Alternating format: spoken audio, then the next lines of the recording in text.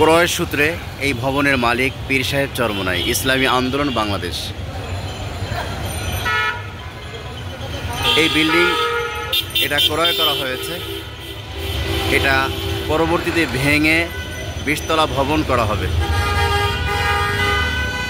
এই যে পাশে দেখা যাচ্ছে লেখা আছে সুরমা টাওয়ার, এর ওই পাশে আল আরাফা টাওয়ার, ফকিরাপুল। এই যে বিল্ডিংটি অফ হোয়াইট কালার, ঘিয়া কালার বলা হয়। এখানেই ইসলামিক রিসার্চ সেন্টার হবে। এর তদারকিতে পীর সাহেব চরমোনাই এবং চরমোনাই দরবার এর তদারকি করবে। এর পাশেই হলো এই যে খানা বাসমতি, তারপরে এটা হলো বাইতুল ভিউ। এই যে বিল্ডিংটি দেখা যাচ্ছে, ওই যে দেখা যাচ্ছে বিল্ডিংটি মোবাইল বাজার এটি। আর এখানেই হলো বাইতুল মোকাররম।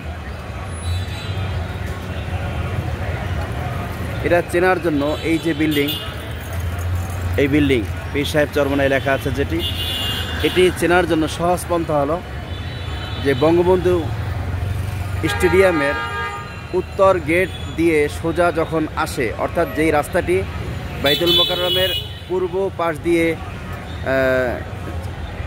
পাশ দিয়ে যেই রাস্তাটি, সেই রাস্তাটি বরাবর, অর্থাৎ এখানে আছে ক্রীড়া মন্ত্রণালয় বা এরকম কি যেন, এখানে সহজ। এই হলো গেট। এই যে আল কারিম ট্রাভেলস, ট্যুরস অ্যান্ড ট্রাভেলস।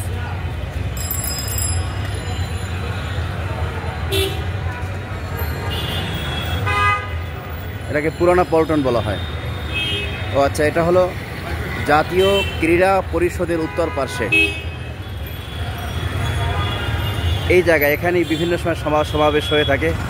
বাইতুল মোকাররমের উত্তর গেট বলতে যেটা আমরা চিনি সেটা হলো এখানে। বর্তমানে জাতীয় ওলামা মাশায়েখ আইম্মা পরিষদের যে নিজস্ব অফিস, সেটা হলো এই বিল্ডিংয়ের 4 তলায়। কেউ যদি আসেন, আসার পরে এই আল কারিম ট্যুরস অ্যান্ড ট্রাভেলস বা আল কারিম হজ কাফেলা, এই যে দেখা যাচ্ছে হলুদ একটি সাইনবোর্ড, এই গেট দিয়ে প্রবেশ করার পরে হাতের ডান দিক দিয়ে সিঁড়ি দিয়ে 4th তলায় উঠতে হবে।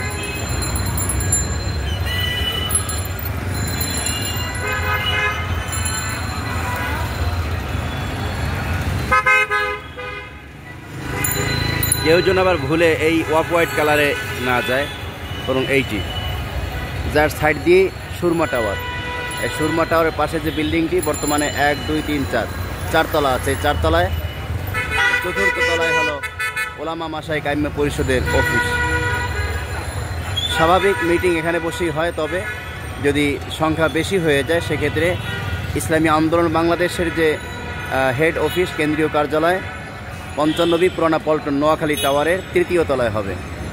আর স্বাভাবিকভাবে এখানেই হবে ইনশাআল্লাহ।